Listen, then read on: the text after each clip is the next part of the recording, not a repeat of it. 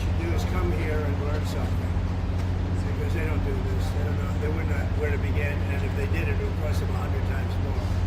So I would say he should call the governor, Christie, and I'm sure you'd give him because his state is a disaster, and he doesn't do this. Well, they have the original Alcatraz, so you guys could approve him being able to set one of these up over there. I'm sure the secretary would be happy to do that and provide some. My sense is he's probably not going to bite on that, but I don't know that they'd be able to come in at cost because they tried to do this high-speed rail. They spent like 150 billion, no tracks. We've got a privately funded rail in Florida from Miami to Orlando, cost the taxpayer zero, and it's very successful. So just a much different approach between states. Hey, Mr. President, when's the first person checking in this beautiful Alcatraz? It'll cost 100 times more than that. Now, he ought to come here and study this because he could learn a lot. When's the first person checking into the room, sir? Tomorrow. Hopefully tomorrow, within the next 24 They have the hours. doctors, they have all the professionals. There's going to be a security sweep because there have been civilians here, so they will sweep this multiple times to make sure there's nothing can be used as weapons or any contraband. And then once that's cleared, then they'll do. So it's really up to Secretary. I know has got people in the queue, and so they'll be ready to receive. I think our viewers at home should know that this is air-conditioned facility. Yes, So it is. if any of the news claims they're keeping them out in the hot, humid South Florida, that is wrong. It's probably 62 degrees in here, or 72. Hey, Biden wanted me in here. Okay, he wanted me. It didn't work out that way, but he wanted me in here. Mr. President, what's your expectation what this will do for the speed and force of deportations? Well, a lot of things, and they're both telling me that these people come in here and they want to go home. And they want to go home, so we immediately send them home, where it's appropriate. Now, if somebody's a real killer, we don't send them anywhere. We put them in maximum security. Look, what we inherited from this guy, this incompetent man, and his administration, which wasn't incompetent, it was radical left, lunatic, communist, whatever you want to say. I know most of them. What we inherited should never, ever be forgotten. What they made us do. This is all because of an open border policy where 25 million people flowed in. From all over the world, from prisons, from all over the world they flowed in. For no reason whatsoever. When I left, we had a very powerful border. We had no problem. He opened it up. Day one, he just opened the border. People couldn't believe it. They were standing there. What are they doing? They said, go in. That's it. You look at the first day tapes. They opened it up and they said, go in. And that's where all of this began. But this is an amazing thing that they've done here. But listen, people don't have to come here. If they self-deport and go home, they can come back legally. We will let them come back legally. And there is a lot of self-deportation. But if you wait and we bring you to this facility, you don't ever get to come back to America. You don't get the chance to come back and be an American again and work here. So. They weren't with us when the President and Secretary Kevin and I, we went through the intake. So right when you do the intake, they have the information about voluntary departure. They have the ability. Obviously, you guys are funding that because it's a lot cheaper to do it that way. So even if they get brought to the front doorstep here, they still have an opportunity to just go back voluntarily, and then this way they're How fast does that take from the minute that, let's say they get in here, they're like, hey, I want to stay here, I want to go back to... We can put them on a plane that day and take them home. We'll buy their plane ticket, go home, and then they get the chance to come back legally. If they wait and say we're not going to do that, they can come back legally after a period. Mr. President, you've talked recently about the idea of finding some way to get farm workforce and service sector workforce, and I think you've discussed somehow a program of people leaving on a sponsorship and coming right back. Can you give us a little more detail about that and why, in the view of some hardliners, it's not amnesty? amnesty? Take care of our farmers and hotel workers and various other people. We're working on it right now, and Ron's going to be involved, and you're involved already. So we have a lot of cases where ICE will go into a farm, and these are guys working there for 10, 15 years, no problem. The farmers know. We're going to put it's called farmer responsibility or owner responsibility, but they're going to be largely responsible for these people. And they know these people. They've worked on the farms for 15 years, and all of a sudden, so I have a great, Ron does, Christie does, we have a great feeling for the farmer and for others in the same position. And we're going to give them responsibility for people. And we're going to have a system of signing them up so they don't have to go. They can be here legally. They can pay taxes and everything else. They're not getting citizenship, but they get other things. And the farmers need them to do the work. Without those people, you're not going to be able to run your farm. Mr. President, you and the governor tangled pretty hard in the 2024 election. I Yet didn't you stand here now. I didn't notice. Yeah, you stand here now as partners on this effort. How would you describe the relationship, and what future does Governor would say it's DeSantis a have? 10. Excuse me? I think it's a 10. Maybe 9-9, because there might be a couple of little wounds. So maybe it's 9. I think we have a 10. Do you think his wife should run for We governor? get along great.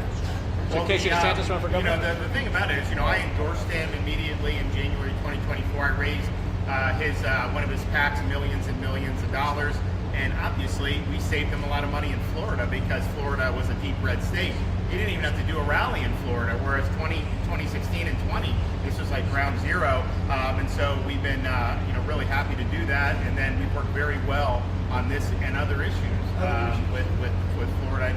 You can call him at any time, and he wants to be helpful for governors. I mean, I can tell you that. We did Hurricane Helene last year. You didn't hear from the president at the time then, but with President Trump, we know immediately. You just make the phone call. Can we ask a Gaza follow-up question? I'm sorry, like another thing you inherited. How firm are you going to be with Netanyahu about ending the war in Gaza? Very full. But he wants it to. I will tell you. He's coming here next week. He wants to end it too. We had a tremendous success with Iran. They weren't happy. Somebody said, when are you going to sign? I said, sign? They are so bombed out. Did you see the report issued this morning? The place was decimated. It'll be years before anybody even gets down there. So that's not a priority, but we'll have a report and we'll have whatever we want. We'll get whatever we want from Iran. And I think, and I hope they will have a good, they have massive sanctions right now, biting sanctions. It's going to be very hard for them to do anything with those sanctions. And I look forward to maybe there'll be a time when we get along with them and they can rebuild their country. But is there a point where you tell Netanyahu, like, you've got to end this now, you got to strike a deal? Well, he wants to. I can tell you he wants to, and I think we'll have it. I think we'll have a deal next week. Thank you. That's what I think. Mr. President, did you intend to announce your pick for successor to Jay Powell earlier than say, or as early as say the summer or the fall? Will I do something about who it's going to be? Yes. I don't know. Hey, he'd be a good candidate. I do. She'd be a good candidate. Anybody would be better than Jay Powell. No, he's causing us a fortune because he keeps the rate way up. I think it's stumped derangement syndrome personally, but we have a very strong country. We're the strongest country. Look, our country right now is at a level that we haven't seen for 40, 50 years. What we're doing now is nobody's seen anything like it. I told you, I was in the Middle East. The King of Saudi Arabia said to me very strongly, he said, you know what? A year ago you had a dead country. Now you have the hottest country in the world. We do. We have the hottest country in the world. Thank you very much. I was going to say Syria. We'll be seeing it over the next couple of years. Also, those type of industries. Kilmore, bring over our second first to make here.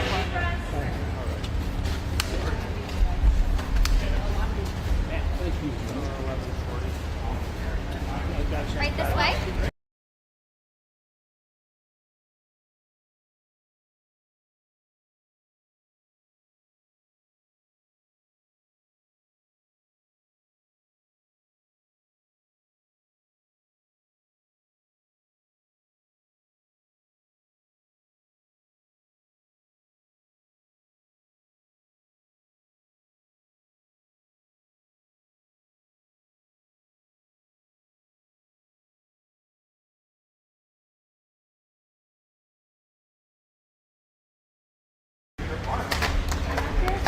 Yeah, I got the bag. I'm moving. Let's keep moving. Guys, come on.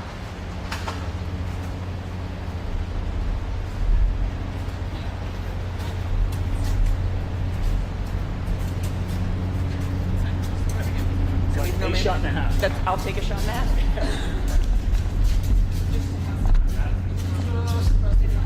Yeah.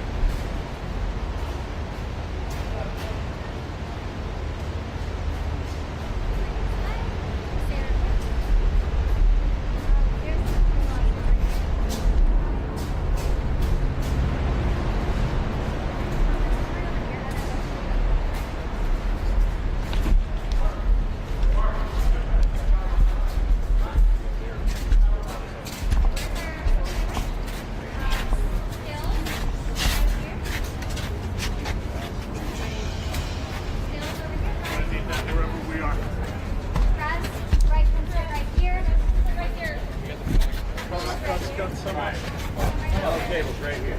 Hey, look there. Where does that mean I am? I'm not No, it doesn't stretch very far. Where's the customer? It's gonna be right here, and I have it too.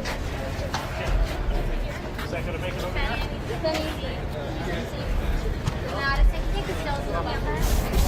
This is first, worry about that later. Yes, not a single last party in the buffer. Yeah.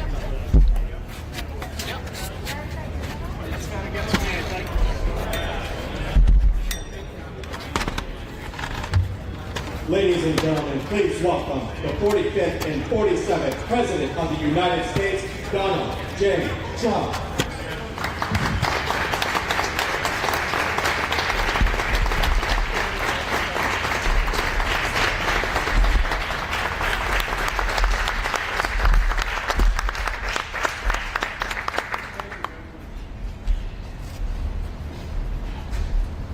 They've done a fantastic job. Well, I'd like to just thank everybody for the incredible job they've done. I love the state. As you know, Ron and I have had a really great relationship for a long time. We had a little off period for a couple of days, but it didn't last long. It didn't last long, and a lot of respect for each other.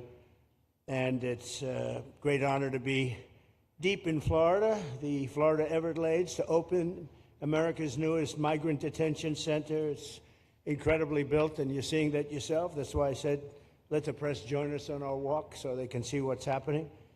It's known as Alligator Alcatraz, which is very appropriate because I looked outside and that's not a place I want to go hiking anytime soon. But very soon this facility will house some of the most menacing migrants, some of the most vicious people on the planet. We're surrounded by miles of treacherous swampland, and the only way out is really deportation, and a lot of these people are self-deporting back to their country where they came from.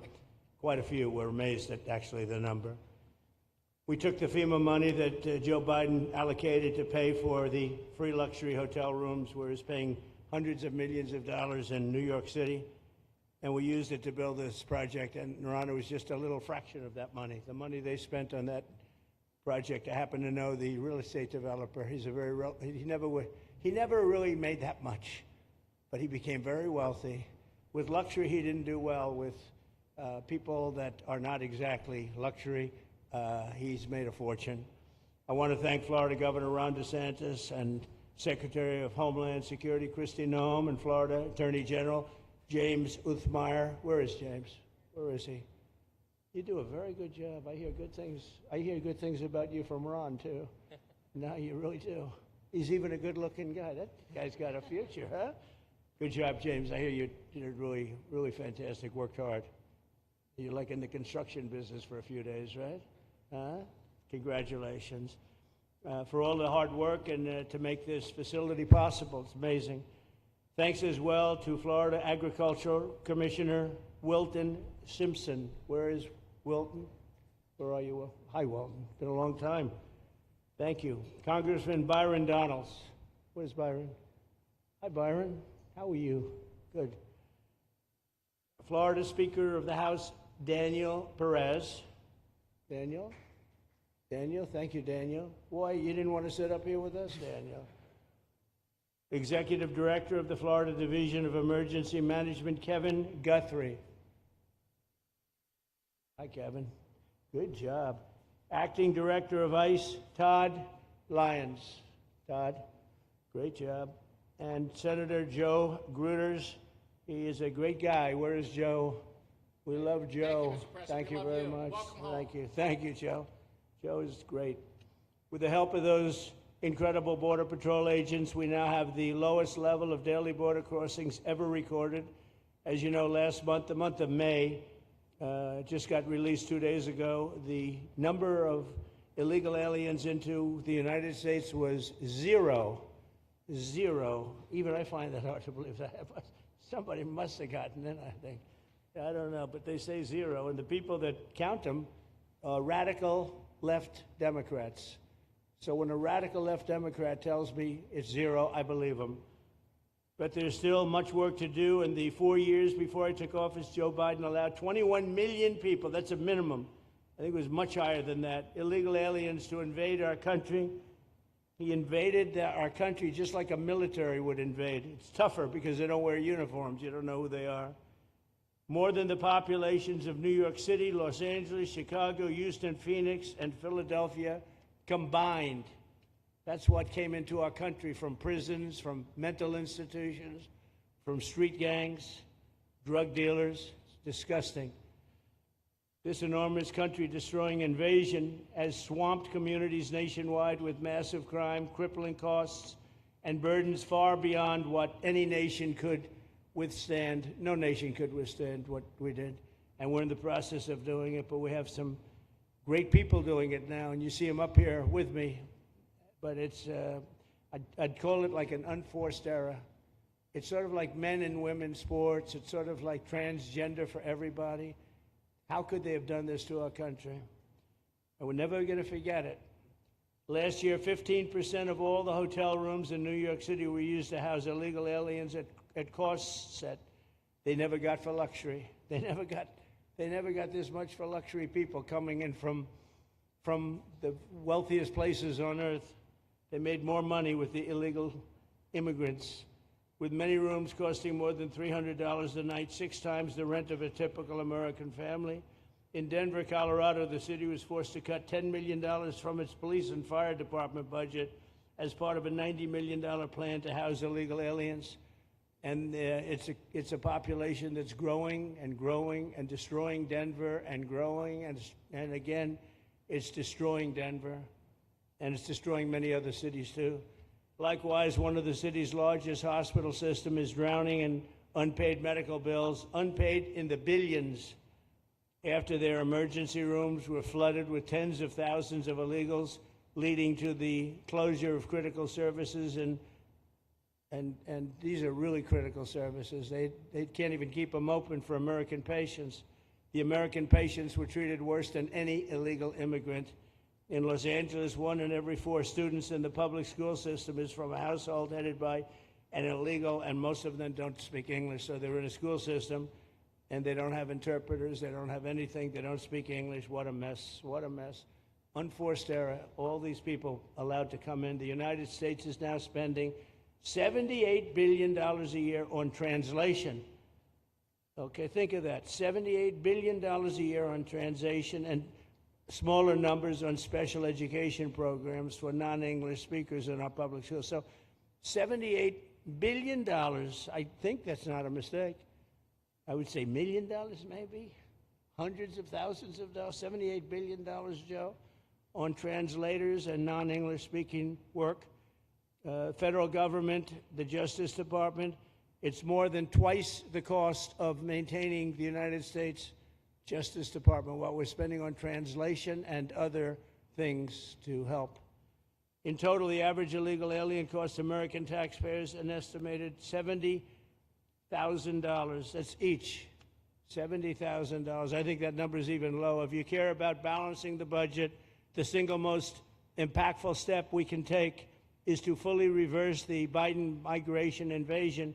One of the worst invasions we've ever had. We've never had an invasion like this. We've had invasions, but we've taken care of them. We've never had an invasion like this, and it's with us.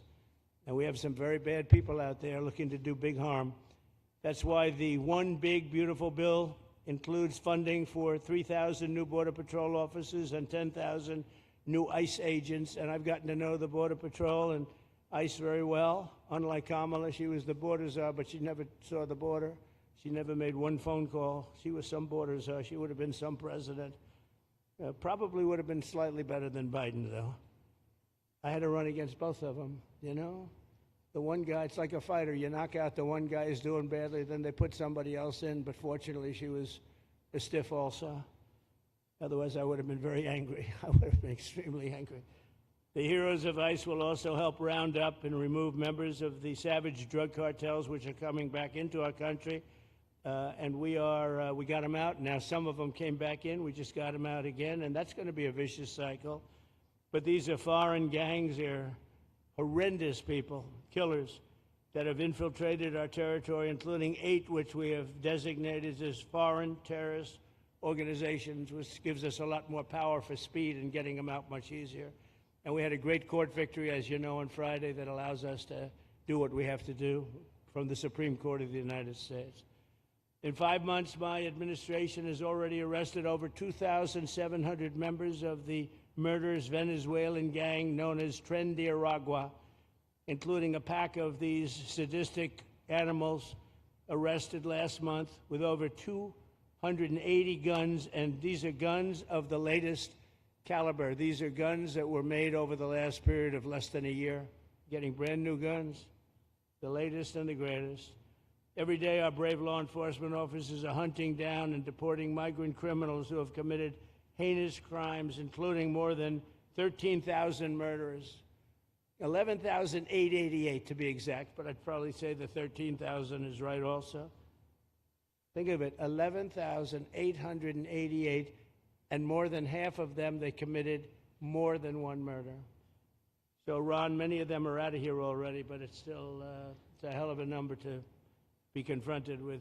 Just this year, ICE agents in Miami have apprehended illegals with arrests for murder, kidnapping, rape, child sexual abuse, and arson, people of the worst order.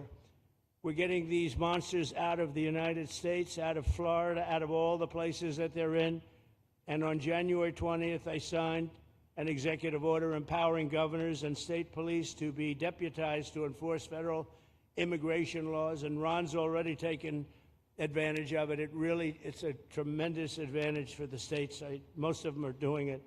Actually, the blue states tend not to do it. Even a couple of them have, though.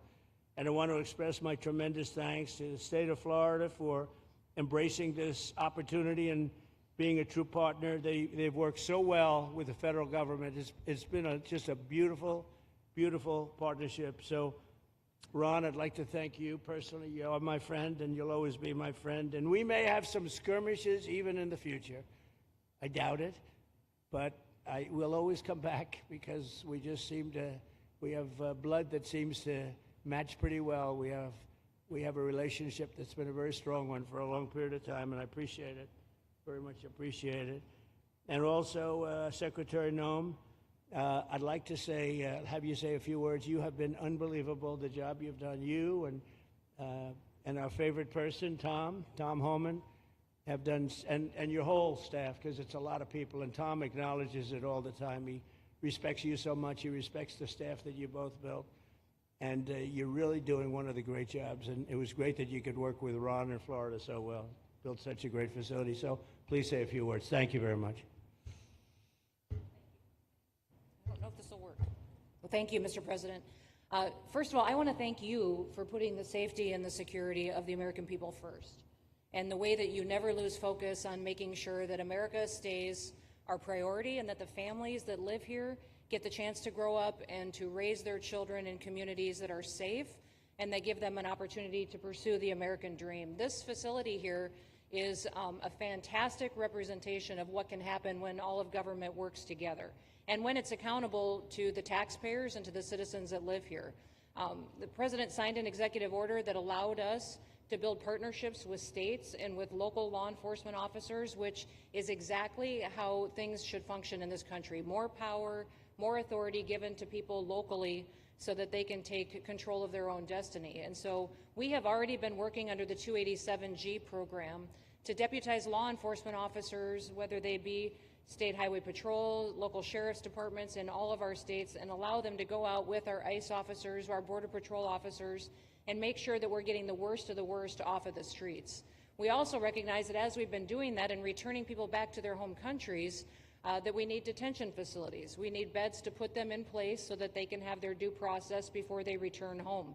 And this facility is exactly what I want every single governor in this country to consider doing with us.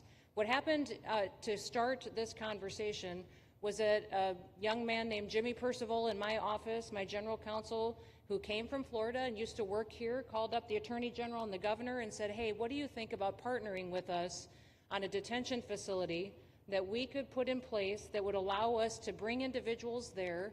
There's an airstrip close by. You guys volunteered the assets that you have and the connections that you have and worked with Kevin extensively so that we could come here, have their due process given, and return them home to their countries. And in 8 days, this facility has been stood up. And I want everybody to recognize that the detention facilities that ICE adheres to is a higher standard than is required at state levels, at local Department of Corrections facilities, sheriff's offices. This is a state-of-the-art facility, air-conditioned, isolated though for security purposes, which is very helpful.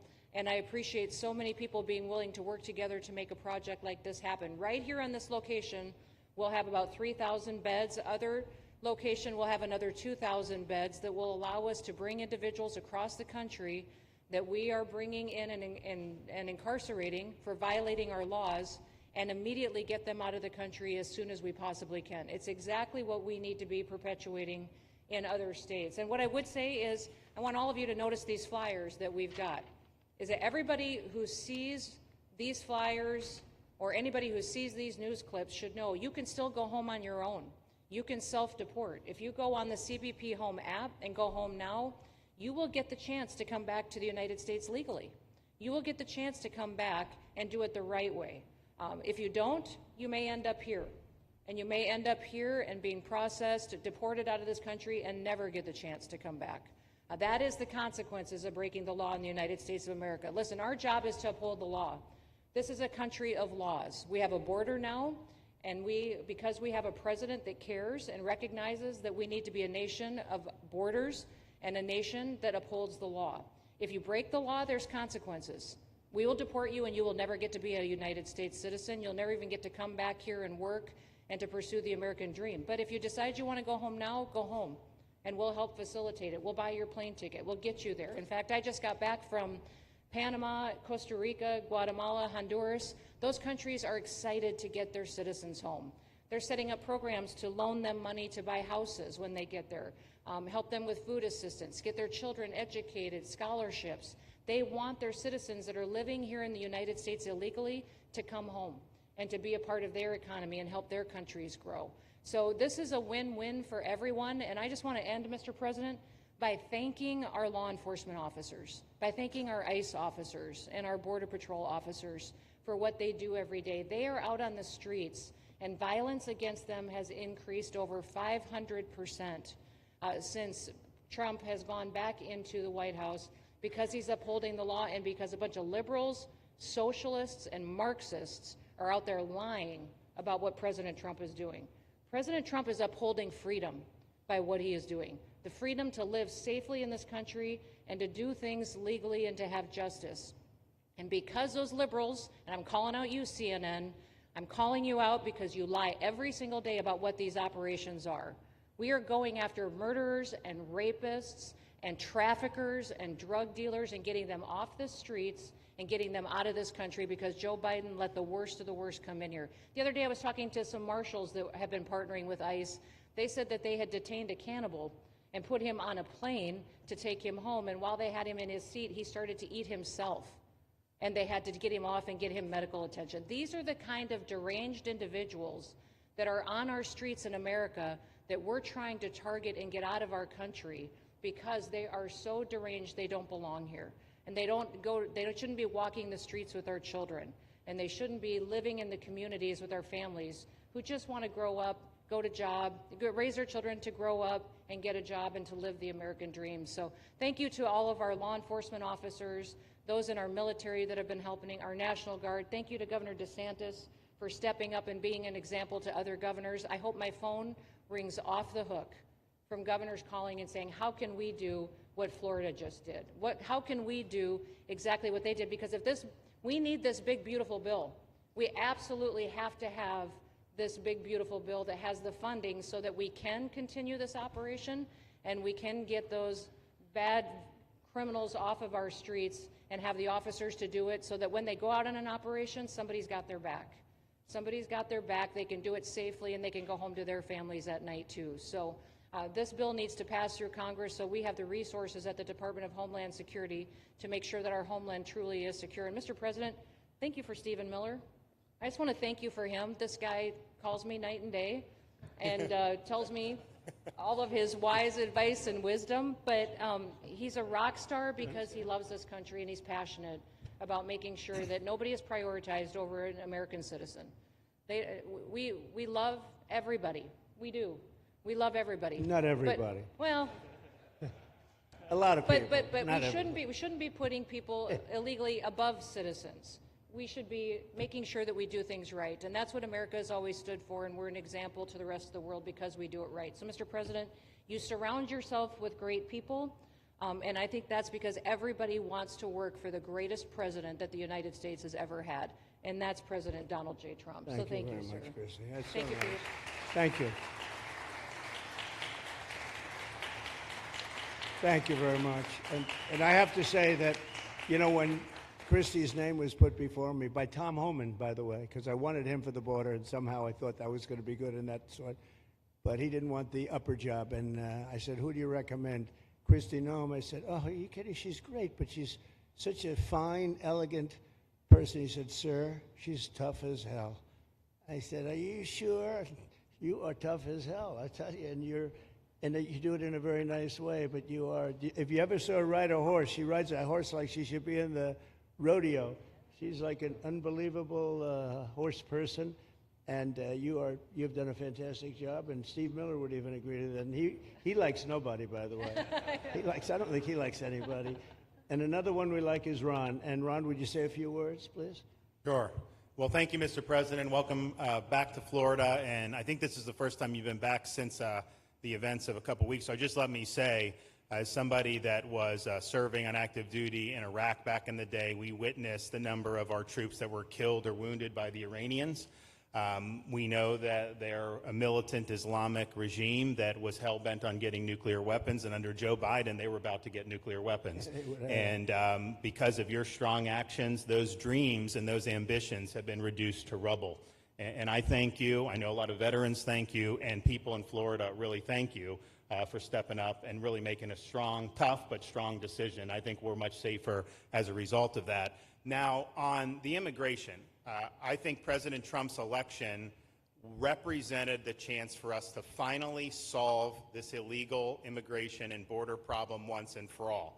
I knew he was going to do the border, although he did it very quickly and very thoroughly. I think that no one can say that that's been anything but a spectacular success. But then we have the issue of Biden let in how many millions of people? And you had millions that had been in over decades previous to that. You can't have a country if you don't have respect for the rule of law. You can't have a country if foreigners get to decide who comes in. No, we, the American people, make that decision, who's allowed or not allowed to come into our country. We've seen Europe be overrun by open borders, so we're not going to let that happen here. So when President got elected, I knew that the states had an important role to play in facilitating this really, really historic mission. We're the only state in America, Florida, that requires full cooperation with ICE from all state and local law enforcement entities. And what is the net result of that? We have these agreements for these 287G task force with sheriff's departments, police departments, state agencies, and it's really instrumental in rounding up a lot of really bad people who shouldn't be here. If you look at the number of those full-blown 287G agreements that have been executed around the country, the state of Florida accounts for 60% of those. If you look at the number of immigration arrests of illegal aliens on any given day, the arrests happening in Florida constitute between 15 and 20%. Nationwide. So we're all in on this because we understand how important it is to our citizens. It crowds schools, it crowds medical, it crowds housing. Yes, you have illegal alien crime as well, and people want the problem solved. And the only way we're going to solve it is if states like Florida step up and help the president, help Secretary Noem get the job done. Now, this facility here was really in response to us working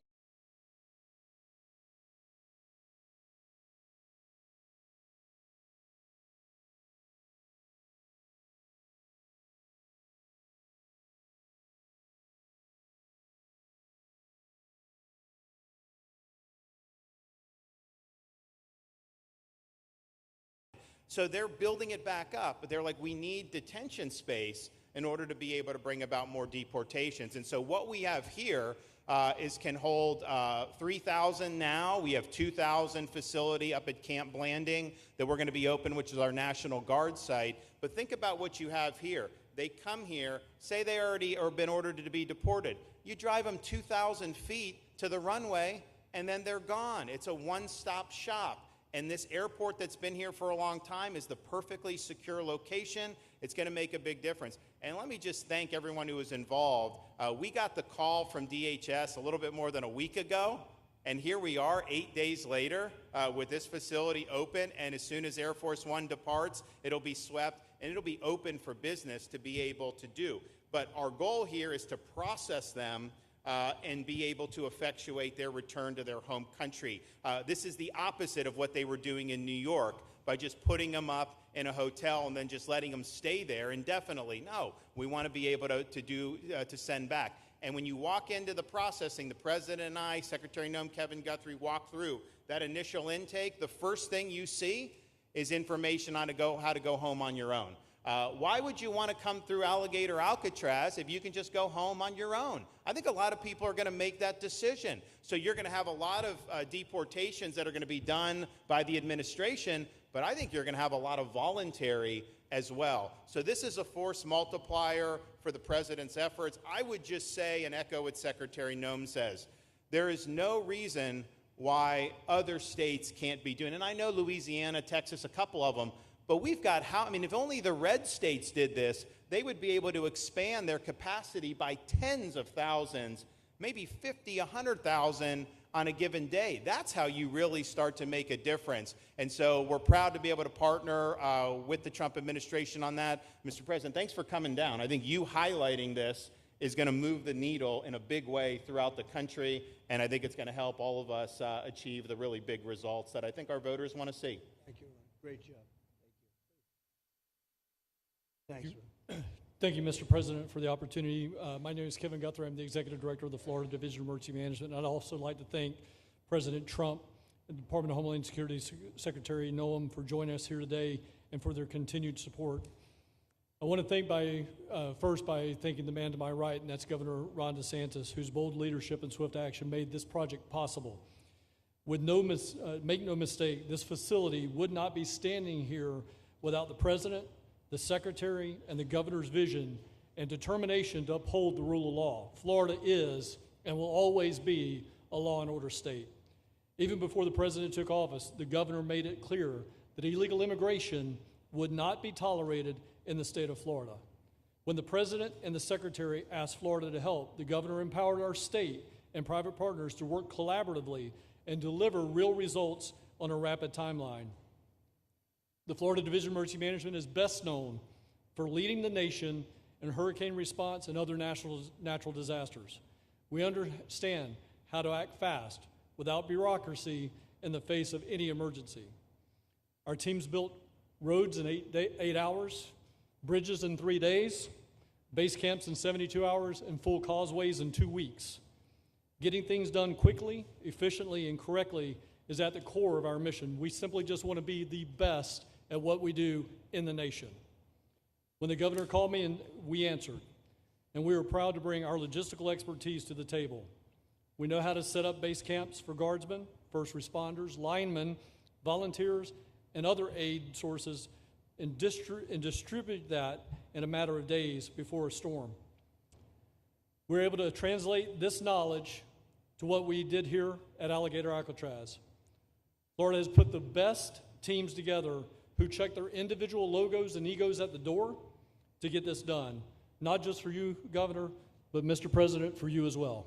There are over 13 different vendors that came together to get this solved in 8 days. Truly a whole of private sector partnership to get that done. Behind you on these boards, in only 8 days, we have built a fully compliant detention facility with a detainee capacity of up to 3,000 people, with room for additional capacity if you asked us to do so. The detention facility includes over 158,000 square feet of housing and is a fully aluminum frame structure rated for winds of 110 miles an hour or a high-end Category 2 for those people that don't think that we're taking that into consideration. This is Florida, by the way. Power supply is fully redundant with backup generators in place. We've put a staff village here on site with a capacity of 1,000. Our services are hot meal 3 times a day, 24/7 medical facility, pharmacy, air conditioning, access to indoor and outdoor rec yards, legal and clergy support services, laundry, Our security element is over 200 security cameras throughout the facility, more than 28,000 feet of barbed wire, 400 plus security personnel to include 200 men and women, soldiers and airmen underneath Major General John Haas's command as the Adjutant General of Florida. And it's all surrounded, as you pointed out, Mr. President, by 10 miles of beautiful Florida Everglades. Contingencies, as with all state correctional facilities, we have a hurricane plan. We will not wait for a Cat 2. We will follow our normal evacuation procedures as we do for any other facility statewide in our great state of Florida.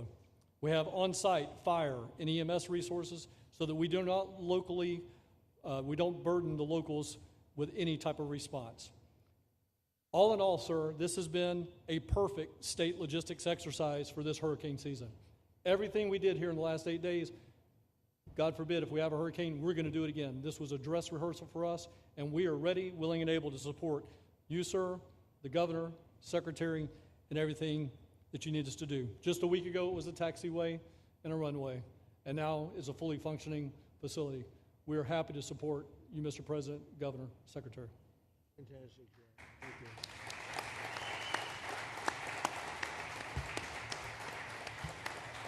Byron, please.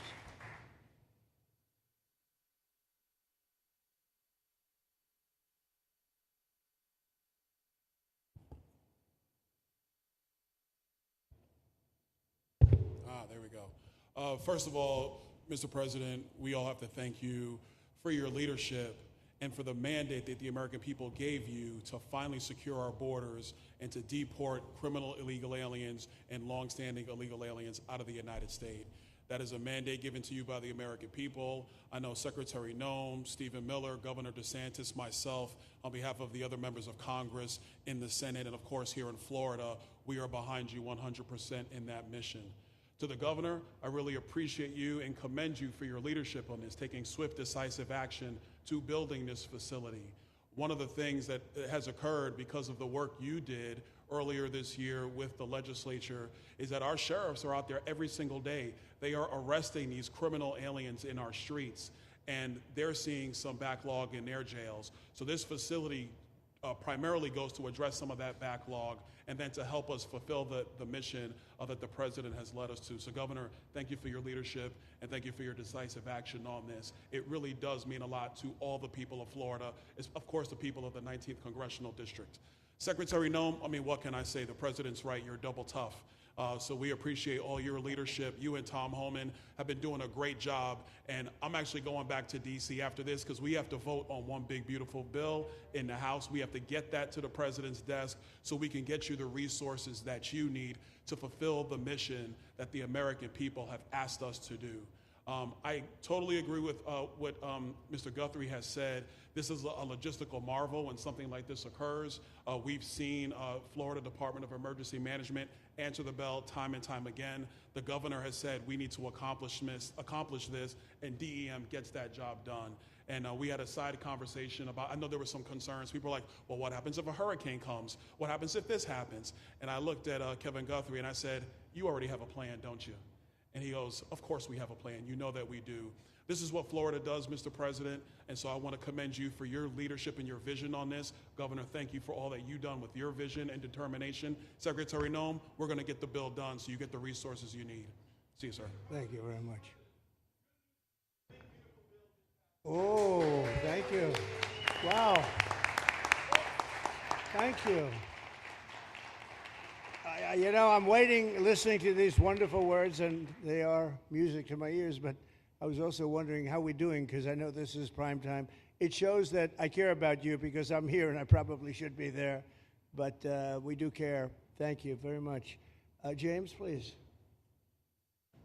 We're all happy now, James. Yeah. Well, I can speak on behalf of all of our sheriffs, state law enforcement, our police chiefs. We are going to continue to make arrests, our pedals to the metal, as many as we can. We want to fill this place up. The governor and Kevin have shown they can build bridges in 3 days, so why not some detention facilities? Hopefully there's more to come.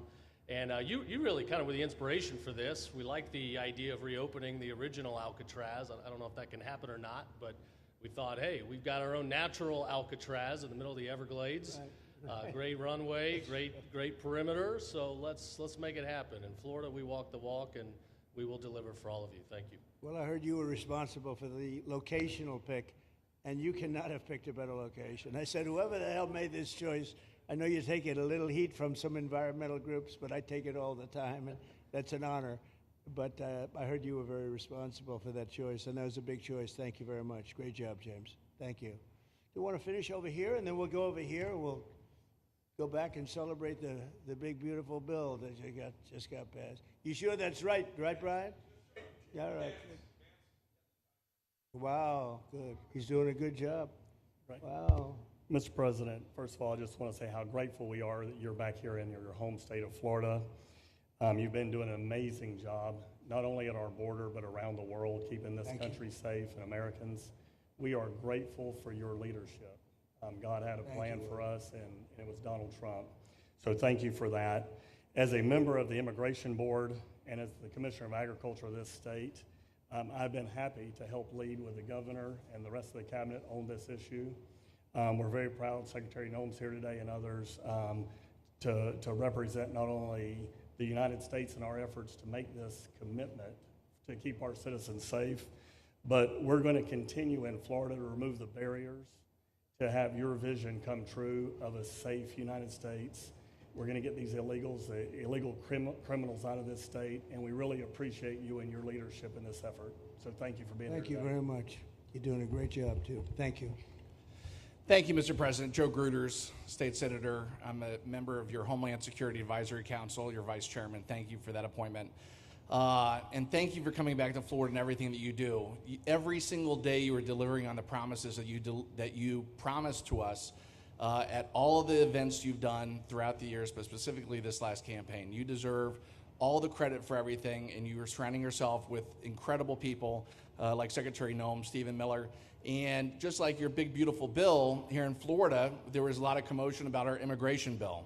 And we had 3 B's in that: beds, badges, and bad guys. And this goes right along with our beds and the resources. And I give the governor, Ron DeSantis, a lot of credit for stepping up and making sure that we all work together, because at the end of the day, even if sometimes there are skirmishes, as a result of the back and forth, we ended up with a better bill, and we all win. And what we're doing here in Florida hopefully will happen all across the country. Your leadership is amazing. Keep up the great work, and just know that Florida loves President Donald J. Trump. Thank you very much, Joe. Appreciate it for a long time. Appreciate it. By the way, Okeechobee is something that we did together also, and that was a lot of money spent.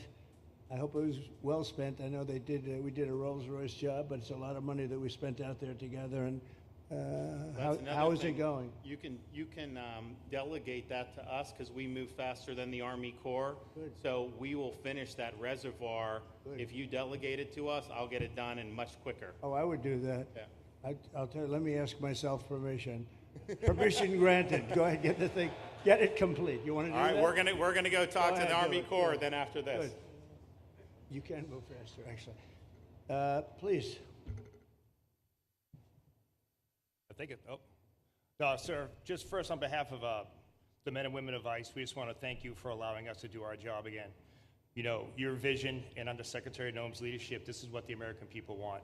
And I hope that you see great results of what we're doing out there every day of getting the worst of the worst out of our communities. Because of you and Secretary Noem, I have the privilege to lead one of the most premier and the finest law enforcement agencies that we do have in the United States. And the men and women of HSI and ERO Miami do incredible work, like you highlighted. And with the governor in the state of Florida, the partnership in Florida has been amazing. The 287G program is only going to help us to identify all those known gotaways and get the worst of the worst out of the neighborhoods. And through our Homeland Security Task Force, we are going to make America safe again. So thank you very much to both you and the Secretary. Thank you, Todd. Great job. Really great job you're doing. Thank you. Please. Good morning, Mr. President. Hi. Thank you so much for coming. Again, as Garrett Ripp, I'm the Field Office Director for ICERO here for the Miami Field Office. Incredible collaborative work we've been doing together, working with the state, working with our local partners. And again, just the 287G is going to open up that aperture and allow us to get those bad hombres off the street and get them Right. into this facility. And we're looking forward to it. And again, just appreciate all your support. Thank you.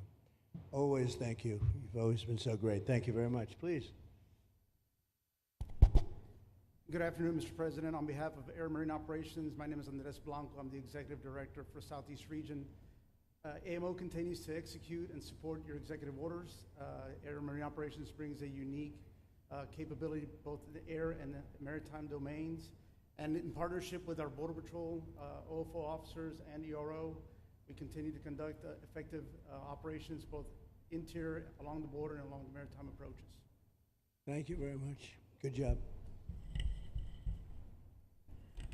Good afternoon, Mr. President. Jose Figueroa. I am the acting special agent in charge for Homeland Security Investigations here in South Florida, and our office covers from Key West to Fort Pierce.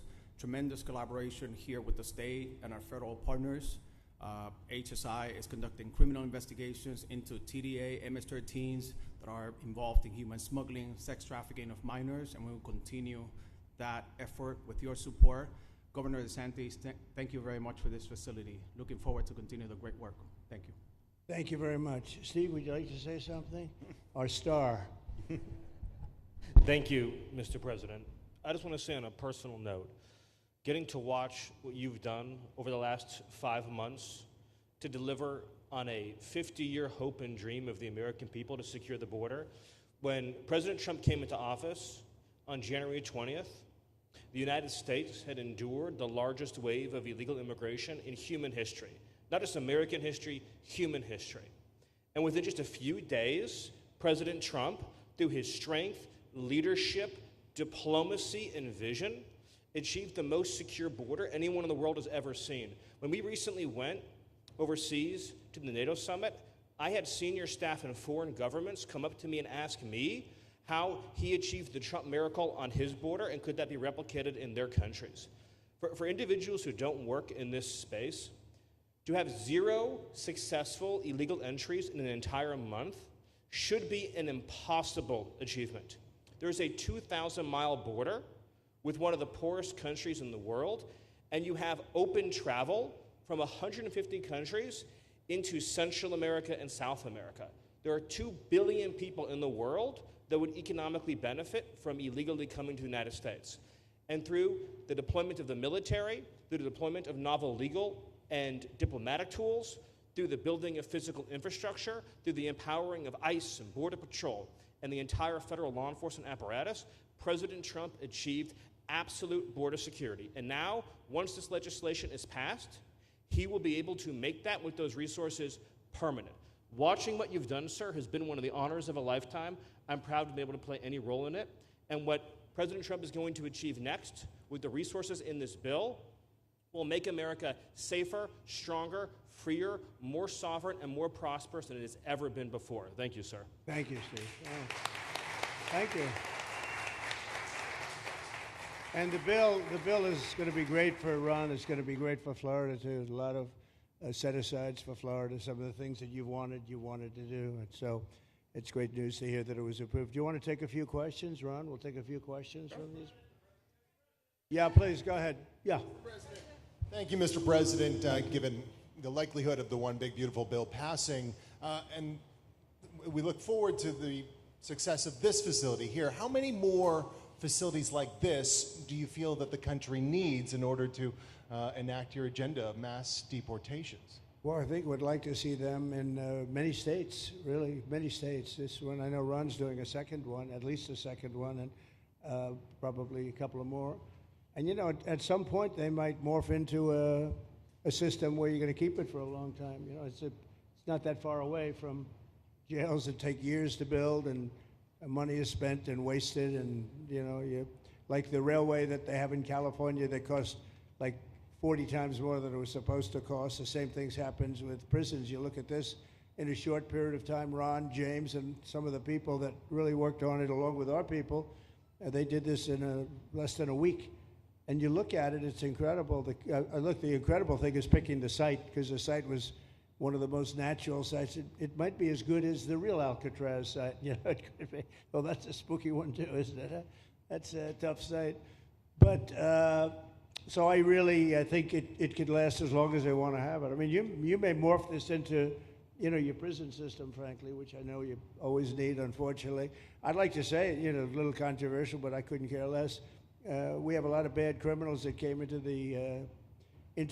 this country, and they came in stupidly. It was an unforced error. It was an incompetent president that allowed it to happen. It was an auto pen maybe that allowed it to happen, and it did happen. But we also have a lot of bad people that have been here for a long time, people that whack people over the head with a baseball bat from behind when they're not looking and kill them, people that knife you when you're walking down the street. They're not new to our country. They're old to our country. Many of them were born in our country. I think we ought to get them the hell out of here, too. You want to know the truth. So maybe that'll be the next job that we'll work on together. But I think getting them out, we forget about them. We had some bad accidents in New York. And they're not accidents. They were done very much on purpose. People being pushed into a subway just before it arrives, going 40 miles an hour. And they're 10 feet away from where the thing is. You get pushed right into the face of the subway train, get whacked and killed. And these are sick people. I'd like to get them out of here, too. Yeah, please, go ahead. White shirt, glasses. Julio Rosas, Blaze Media, sir. A couple months ago, I ran into former DHS Secretary Mayorkas, and I asked him a couple questions about his disastrous handling of the border. He didn't like my questions. But the number one question that I heard from people in responding to my video was, why hasn't he been arrested yet? Obviously, you guys are cleaning up the mess that was made deliberately for the past 4 years, and so people want accountability. It's great to see that the border is secured, and it's great to see the state level cooperation. But I guess I would ask you, why hasn't he been held accountable, or anybody really? Well, pardons were given out by to many people, and they shouldn't have been given out. Like the Unselect Committee of Political Thugs was given a pardon because they destroyed all of the information from 2 years of hearings, and they should be arrested, but they were given pardons. Was he given a pardon, Mayorkas? Was he not? I don't believe so. Well, I'd take a look at that one, because what he did is it's beyond incompetence. Something had to be done. Now, with that being said, he took orders from other people, and he was really doing the orders. And you could say he was very loyal to them, because it must have been very hard for him to stand up and sit up and talk about what he allowed to happen to this country and be serious about it. So he was given orders. If he wasn't given a pardon, I could see looking at that. In fact, why don't you take a look at it, Kristen? He was impeached, but it was just a fake impeachment. It was a fake impeachment. Why don't you take a look at it? I think he was so bad. They were all so bad. Look, it was the worst president in the history of our country. We've had some bad ones, but he was the worst president. But somebody told Mayorkas to do that, and he followed orders, but that doesn't necessarily hold him harmless. So take a look at it. Very good question, actually. Thank you. Yeah, please. Go ahead. Mr. President, you and the Secretary have both said that many people have self-deported since you came back into office. Yeah. How many is many, and has the rate gone up? How do you see the tempo of that moving forward going on?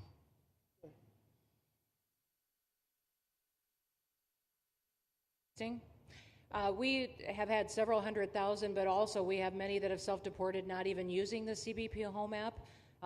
When I have gone to these other countries to negotiate security agreements and information sharing on criminals, who's coming and going into their countries, they report that hundreds of thousands have come home that weren't on our radar, that they are coming home on their own and self-deporting because they want the chance to be able to go back to America someday. So we believe it's over 1 million, possibly more than that. I'm asking all of those countries for their information on what they have of individuals that may have returned home, that they have taking advantage of their programs to help them become a part of their civilization again, too. So we know it's over 1 million, but we have to, I'm getting more information, and that number will grow. If they don't leave, they never get the chance to come back. If we have to take them out, and we will, they'll go out, but they never get a chance to come back. The other way, we actually make it a little bit easier for them to come back. Okay? Thank you. Good question. Thank you. The bill is now passed in the Senate, but we are already hearing from some Republicans in the House who say they cannot get on board with the changes that were made to the bill in the Senate. What is your message to those holdouts? Well, I just heard that about the Senate, and the bill just passed, and it tells you there's something for everyone. I mean, it's a great bill. There is something for everyone, and I think it's going to go very nicely in the House. Actually, I think it will be easier in the House than it was in the Senate. And just to be clear, on the Medicaid cuts, you've promised not to cut Medicaid, said this is all just targeting waste, fraud, and abuse. Are you saying that the estimated 11.8 million people who could lose their health coverage, that is all waste, fraud, and abuse? No, I'm not saying that. I'm saying it's going to be a very much smaller number than that, and that number will be waste, fraud, and abuse. And if you look, they took a much more liberal stance on the Medicaid situation than they could have. They had a tough stance and a weak stance. They took not a very strong stance on that to start off, and it's waste, fraud, and abuse, and everybody wants that covered. What number is that? What analysis are you seeing? I'm not seeing a number, but I know it's much less than the number you gave, and we really were very, very cognizant of three things. Social Security, we're going to take care of it beautifully. Medicare and Medicaid, and we are going to save it, whereas the Democrats are going to, you won't have it. They will destroy Medicare and Medicaid, and they have to because their numbers don't work. So it's not going to happen. They're the ones that have destroyed Medicare. They have made it so bad already, they're going to make it a lot worse. But now we'll be in charge, so we're going to have no problem with Medicaid or Medicare or Social Security. Thank you. Yeah. Claire Gall with Wink News in Fort Myers. What is your direction to ICE when it comes to arresting farm workers here illegally, other workers in industries that are pretty critical to Florida's economy? Yeah. Well, we're very much cognizant of that, and as you know, I won the farmers by 92%, and I'm not going to be abandoning my farmers. We were strong on the borders, but we're also strong for the farmers and for others in the hotel industry, et cetera. You know, we have similar situations, and Christy and I, and we'll be working with Ron and a lot of the states. We're going to work something where the farmers can be responsible for some of the people that have, and they have people run for 10, 15 years that they know very well.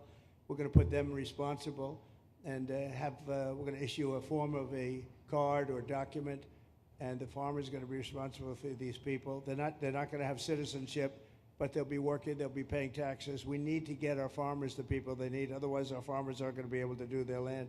You know, it was tried once before, many, many years ago, where there was a very strong guy, and he got everybody out, and every farm almost in the country, but every farm in California, every farm in Iowa, almost all the farms went bankrupt.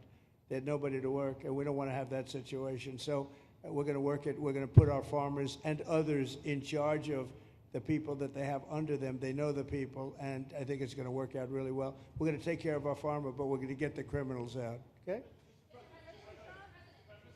Yeah, go ahead, please. Thank you. Mr. President, how do you respond to critics who fear that a 3,000-bed detention center and the waste that could produce will pollute the surrounding federal protected land, including land that both administrations have invested billions of dollars in restoring? Well, I was one of those that invested billions of dollars and hundreds of millions of dollars right here in the Meadowlands, but in the Everglades, and the Meadowlands too in New York. If you look at what we did up there, speaking of the Meadowlands, a lot of places like this, but this is a very unique one. One thing I'll say about this land, we'll be gone 1,000,000 years and this land is still going to be here. It's not going to be much different. You'll have the water moccasins, you'll have the alligators. You may not have people, but you're going to have all those animals. They're going to be around, and you got plenty of them out here.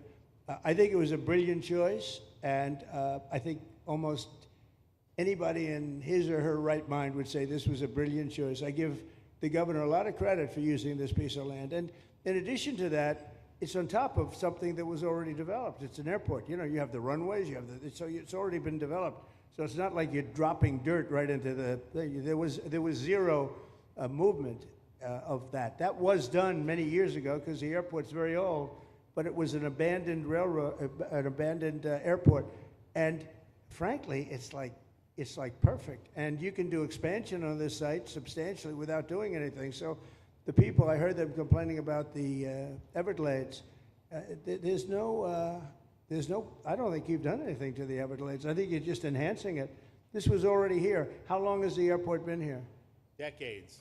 Many decades, yeah. And they have, Kevin, all these guys, you know, have a waste plan, like the wastewater gets trucked out, potable water gets, literally, they have, even our DOT has put things up in case there's any seepage, which we don't. So you are literally doing this on concrete that's already here. So I don't think those are valid and even good faith criticisms, because it's not going to impact the Everglades at all. President's been a champion. We've been a champion, really changed the game in Florida on it. I think it's just people don't want to see illegal immigrants deported, and that's their ideology, and they have a right to that. But illegal immigration's unpopular, so they know that they're going to have less effect. So they're going to try, oh, well, no, it's just about the Everglades. But really, I think a lot of those people, they just don't want to see illegals deported. Because if you actually hear, everyone's here, you obviously know there's zero land that's being disturbed.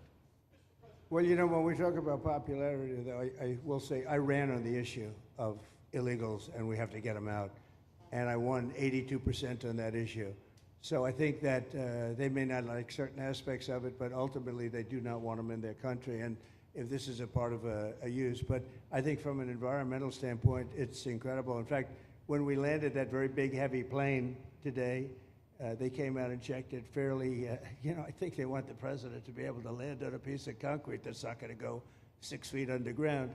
And they checked it. They came back and they said, this thing is really solid. So it's been there a long time. It's going to be here a long time, and it was a great choice of a site. Thank you. Yes, please. Brian, go ahead. Yes, sir. The people of Syria were recently seen on the streets waving American flags, chanting Trump, Trump, Trump. They're so appreciative of the economic sanctions that was lifted on that country, giving them a little bit of hope for prosperity. You want to comment on that? Well, they're great people, and the man that is leading them has a reputation. He was the head of some pretty tough organizations, and a lot of people criticized me for that. I said, well, what are we going to do, take him out of a day school, a country day school? It's going to be, by nature, I would think, Ron, they'll be pretty tough, and he is pretty tough, but I think I met him, spent a lot of time with him, good guy. I took off the sanctions because if I didn't do that, they wouldn't have had a chance. And Syria has a chance. The people are great. They work hard. They're very smart. It used to be a place of professionals, accountants and lawyers and doctors and high academic credentials in that part of the world. And I think it's going to work out great. I took off the sanctions, and they were very appreciative. They were shocked, but they were very appreciative. We're giving them a chance at survival. With the sanctions, it couldn't have worked. Thank you.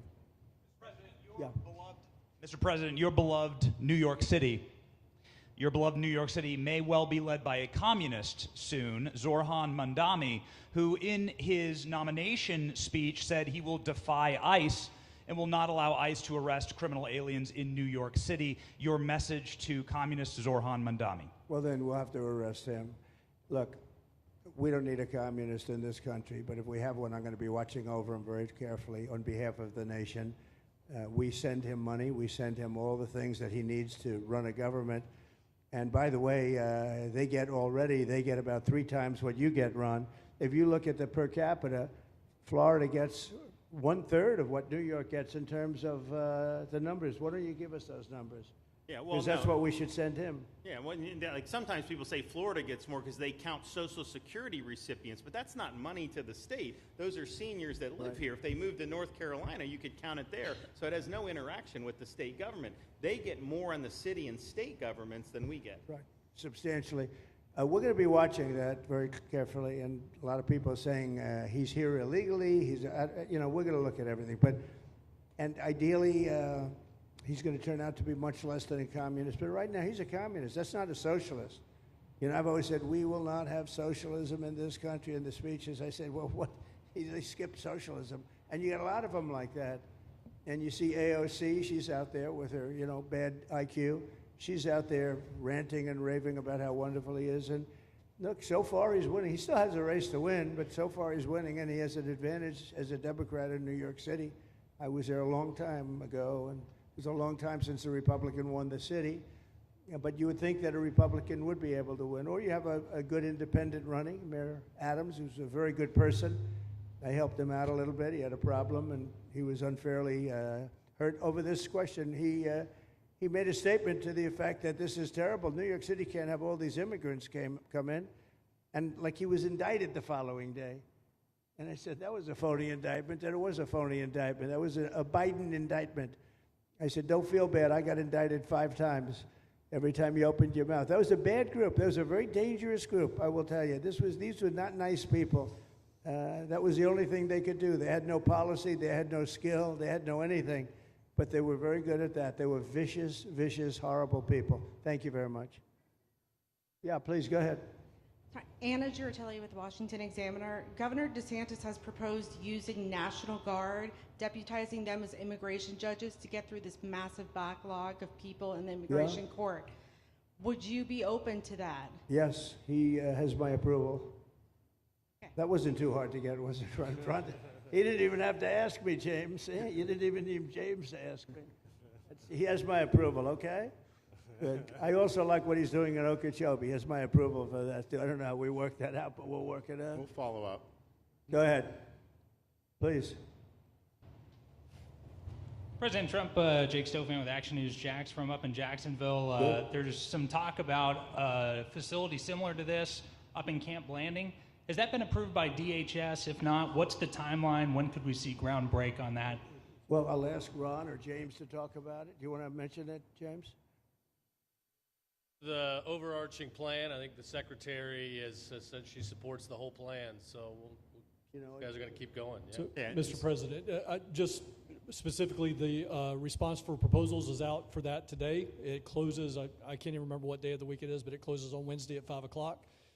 Then we will do notice to proceed. So I would say right after our wonderful Independence Day, we will be starting construction there at that facility. You're going to have another big runway there, too. That's great. Wow. Well, I love these runways. It's very convenient, I must say. Having a runway is a nice thing. Today, you don't get runways approved. I will tell you, it's tough to get a runway. Although in the age of Trump, you get them approved fast. You know, we're approving massive electrical bins, what they call them bins, but big electrical facilities for all of the factories and the AI that's coming in. They're going to build their own electric. They're going to be really. They're going to be made into electrical providers. They're going to have a lot left over. They'll put it into the grid. I think they're going to end up doing so much. They'll put it into the grid. Won't even cost anything from their standpoint. But so we have a lot of that happening. We get approvals fast. So, but I was just saying, runways are hard to get, but we'll get them now. But in the past, I would say over the past 30, 40 years, when you can get a runway, that was considered gold. Okay, please, go ahead. Go ahead. Sure.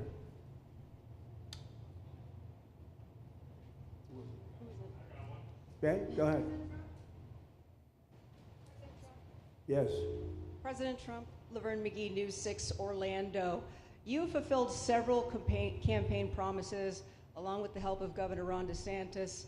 What is the next campaign promise that you plan to fulfill to the American people? So we have turned this country around in less than 6 months. And when I was away, and I was telling Ron, I was telling some others, I've said it a little publicly, I guess, but I met a lot of very important people. The King of Saudi Arabia, I was there 2 weeks ago, and Qatar, the leader of Qatar, who's great, and the leader of UAE, who's great. These are very substantial people, very smart people, and good people. And all three of them said essentially the same thing, along with many other people, because I just left NATO. NATO's we took it up to 5%. Nobody can believe that one run. That would be a hard one. Nobody believes that, what happened in NATO, over $1 trillion a year from like nothing. It was an honor. But every leader said that a year ago, this country was dead. They had no confidence in the United States. They really felt it was a dead country, and it was some bad things were going to happen. But they used the term, it was a dead country, and now they said you have the hottest country anywhere in the world. We're the hottest country in the world right now. And we turned it around fast. I thought it would take longer than this. We turned it around fast. Some of it was psychology, and we had to know how good we were. But others was getting rid of rules, regulations, and all of the things that I got rid of already. I signed more executive orders than anybody in history, times like 3 or 4. And I got rid of just one. I got rid of the other night. You buy a house, they have a faucet in the house, Joe, and the faucet, the water doesn't come out. They have a restrictor. You can't, in areas where you have so much water, they don't know what to do with it. You have a shower head, the shower doesn't. You think it's not working. It is working. The water's dripping out, and that's no good for me. I like this hair I like that hair nice and wet. Takes you have to stand in the shower for 20 minutes before you get the soap out of your hair. And I put a thing in, and it sounds funny, but it's really not. It's horrible. And when you wash your hands, you turn on the faucet, no water comes out. You're washing, the water barely comes out. This was done by crazy people. And I wrote it all off and got it approved in Congress so that they can't just change it, because I did it in my first term. Everyone was so happy. And then one of the first things that Biden did when he came back is he put the restriction on showers, toilets, and sinks. Put this and washing machines. Washing machine, they give you like a quarter of this bottle to do your clothing. And people needed 10 of these bottles. And the people came to me from Whirlpool, and they said, we can't make a machine that's competitive. We can't make a machine anymore. It doesn't work. Why? They don't let us use water. Do you have any problems with water? No, we have so much we don't know what to do with it. You know, it comes down from heaven, right? And I approved all of that, the washing machines, the whole thing. The dishwashers, that was the other one. They give you like this much water right up to there to do your dishes. So people, you know what they do? They keep pressing the button. So they end up doing the dishes 10 times. They end up using more water than you would have used if you did it right in the first place. So all of that stuff has been written off. It sounds crazy. It's little things. The straw. I let you go back to a plastic straw. I was tired of having straws melt in my mouth, you know? It wasn't working. The paper wasn't working too well. So these are little things that I did. Then we have the big things. We have the biggest things, and that has to do with some of the subjects we're talking now. I think the things we're talking about now are the biggest, because if you don't have borders in this country, borders and good elections, and we're working on that next. There's some bills coming in that's going to make sure that you're a citizen, that people aren't counted in the voting when, you know, they were here and they're here as illegals and they're criminals in many cases, and they give them a count, and you end up with extra congressmen. We're going to work on that. We're going to straighten that out next. That's going to be easy compared to what we were doing. But we did the big things too. But little things like that, a straw, little things like a washing machine with no water. People go out, they spend all their money on a washing machine. The damn thing doesn't work. You can't use the water. Then you go to your sink, and that doesn't work either. You're stuck. You know what you do? You have dirty plates the next day. That's it. And we solved so many common sense problems. And they weren't easy. You know, there are people that really believe in this stuff. But, you know, most states have so much water, they don't know what to do with it. And look at North Carolina. I mean, they had a lot of water. And they have to get restrictors on their, you know, on their kitchen faucets. So we're very proud of the things we did, and we're going to do a lot more of them. Yeah, please, go ahead. You guys in good shape. Hey, it's Eric Bowling. How you doing, sir? Something we've talked about for, I'd say, better part of 20 years. I think it's something near and dear to your heart, energy, our energy security. Yeah. Under Joe Biden, average price of oil for the 4 years was about $79 a barrel. He drained the SPR halfway down, promised to replenish it, never did. Right. Under you, first term, $53 average price for 4 years. Biden was $78 for 8 years. It was never refilled. The question is now it's $64 or so. Yeah. What coming down rapidly.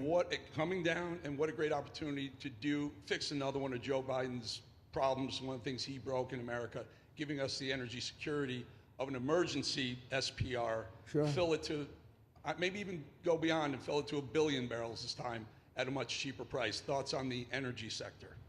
So it holds 77 million barrels, and we had it up to the top, if you remember. And I was proud of that, and I made a deal to buy it at the lowest price of oil. It was a good deal, good instinct. And we filled it up, and when he came in, he started using it to keep oil prices down because he blew our energy policy out. Energy and his bad spending is what caused inflation. So now we have no inflation. Gasoline just hit $1.99 today in 5 states. $1.99, isn't that a nice sound? It was up to $4, and going up to $5, $6, and $7. In California, it was $7.70. But we just hit in five states, $1.99, $1.98. And it's coming down to that level, so that'll be a big thing. And one of the reasons the prices and costs are going down when you go to the supermarket, because I said I was going to get costs down. We're getting the costs down. Food is coming down. When I came out, my first week, if you remember, I had a lunatic reporter screaming at me saying, eggs are going through the roof. What are you going to do about eggs? I said, I just got here. I didn't know anything about eggs. I had to call you. I said, look, I just got here. Tell me the problem. Well, they doubled in price, and they're going to be 5 or 6 times higher. They were right, actually. I said, let me work on it. And now we have eggs down to the same numbers it was when I first came in. You know, we lowered the cost of groceries.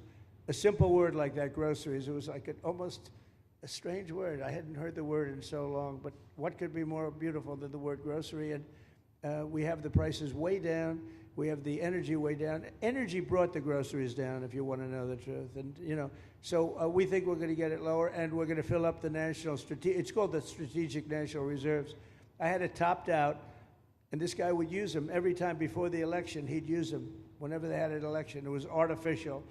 But believe it or not, as big as that are hundreds of millions of barrels of oil, all filled up at low prices. But it was really meant for wars, and it wasn't meant for keeping your prices down during a holiday so that somebody could get elected. But they used it, and they didn't bring it. The only mistake you made, they didn't bring it a little down. They brought it right down to the bottom. The thing is practically empty. They never filled it up. They never spent 10 cents in filling it up. And we'll do that. When the market is right, we'll fill it up. I want to fill it up when the market's right. Thank you. How about one more question? Okay, please, in the back. Dana Marie McNichol, Fox News Channel. Mr. President, is there an expected time frame that detainees will spend here, days, weeks, months? And does that have anything to do with the immigration judges you just spoke about being trained and staffed here? When you say, what was the first part of your question? Who? Is there a specific time frame you expect the detainees to spend here, days, weeks, months? In Florida? Yes, here at Alligator Alcatraz. I'm going to spend a lot. Look, this is my home state. I love it. I love your government. I love all the people around. These are all friends of mine. They know them very well. I mean, I'm not surprised that they do so well. They're great people. Ron has been a friend of mine for a long time. I feel very comfortable in the state. I'll spend a lot of time here. I want to, for 4 years, I've got to be in Washington, and I'm okay with it because I love the White House. I even fix up the little Oval Office. I make it, it's like a diamond. It's beautiful. It's so beautiful. It wasn't maintained properly, I will tell you that. But even when it wasn't, it was still the Oval Office, so it meant a lot. But I'll spend as much time as I can here. My vacation is generally here because it's convenient. I live in Palm Beach. It's my home. And I have a very nice little place, nice little cottage to stay at, right? But we have a lot of fun, and I'm a big contributor to Florida, pay a lot of tax. And a lot of people move from New York, and I don't know what New York is going to do. A lot of people moved to Florida from New York, and it was for a lot of reasons, but one of them was taxes. The taxes are so high in New York, they're leaving. I don't know what New York's going to do about that, because some of the biggest, wealthiest people and some of the people that pay the most taxes of any people anywhere in the world, for that matter, they're moving to Florida and other places. So we're going to have to help some of these states out, I think. But thank you very much. I'll be here as much as I can. Very nice question. With that, I'd like to just end by saying I want to thank Ron and James and all of the people that have done such a great job, all of your staff. Really fantastic work. And it really started with site selection. You can do a great job, but if you have the wrong site in real estate, you have the wrong site, you're dead. And this was a great site selection, despite what you may read in the environmental press. Good job. And this was an honor for Christy and myself and Steve and all of our people to be here. And I also appreciate the media. They've treated us very fairly. Over the last few weeks, I've been treated very nicely. And it's so unusual. I'm not used to it, but we've gotten great accolades. Brian, I want to thank you for calling out, because I was waiting here, because I knew the vote was taking place and I'm answering questions, right? So I want to thank you very much and say hello to our friend. And I will see a lot of you. Thank you very much. We're going to make America great again. Thank you very much. Thank you. Thank you.